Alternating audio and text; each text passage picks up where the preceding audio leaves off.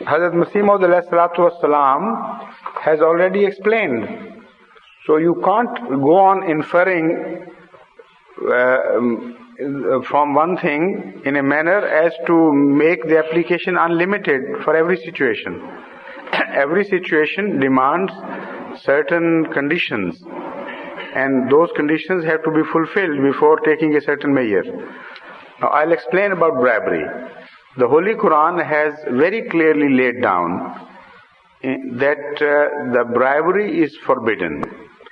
If you intend to misappropriate the public property for your sake, and for this reason if you give gifts to the rulers, this is forbidden. It is not forbidden to give gifts or part with your own money to save your money. They are two absolutely different things. The Holy Quran says, وَلَا تُدْلُوا إِلَى الْحُكَّامِ لِتَأْكُلُوا أَمْوَالَ النَّاسِ بَيْنَكُمْ بِالْبَاطِلِ. Don't present things to your rulers with the purpose of misappropriating the public money. And the public money has been mentioned in a most beautiful way. It says, أَمْوَالَكُمْ بَيْنَكُمْ. Ya أَمْوَالَ النَّاسِ, is it أَمْوَالَ النَّاسِ or أَمْوَالَكُمْ? تَأْكُلُوا أَمْوَالَكُمْ بَيْنَكُمْ بِالْبَاطِلِ. It is your own money. When you eat public money, this is the property of the state, of the entire people. So why are you being dishonest to yourself? Because you have two aspects, one individual and one community. Even if you steal from the community, you will be destroying the peace of the entire community, and ultimately you are going to get the suffering, share the suffering of the people. So it says, do not misappropriate the public money, which is your own money. And for this sake, do not bribe your rulers, those people at the helm of affairs.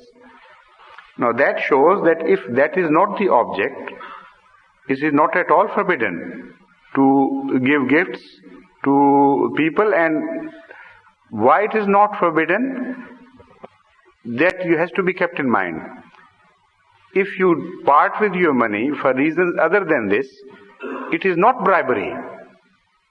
So don't think bribery is permitted in some form. The definition of bribery is made so clear that in situations where it is not wrong for you to part with your money for the sake or to give gifts to the rulers, that situation is not called bribery by the Holy Quran. Only a malintention with the purpose of misappropriating the people's money. That is wrong. That is forbidden. Now, conceive of any other situation. If somebody is dishonest enough not to give you your right, and you give your money to him for taking your right alone, that is not at all dishonest on your part. That is dishonest on his part. So that is not bribery according to Islam, so it is permitted. But with one caution, I must say, the present system of bribery in the world is such that when you give something out of your money for the sake of obtaining your right, it is not entirely your right that you get. You get something over and above what you have paid. For example, if some contractor pays some government official 1,000 rupees for a certain job, what would happen? He would add, instead of 1,000, 2,000 rupees to the cost of the project. This is the common system. And the officer would close his eyes. And apart from that, he would also lower the standard of his work and save from whichever corner he can. With the result that, in fact, he would be giving bribery to the tune of 1,000, but he will be misappropriating the public money to the tune of many thousands. This is pure and simple bribery. It cannot be permitted. So, because Masih Maud has said that if you have to throw bone to a dog, there is nothing wrong. If you are afraid of injury from a dog, this is exactly how Muslim Islam has explained. It is the crime of the dog to bark at you or to bite you. It is not your crime to throw a bone to the dog to keep him quiet.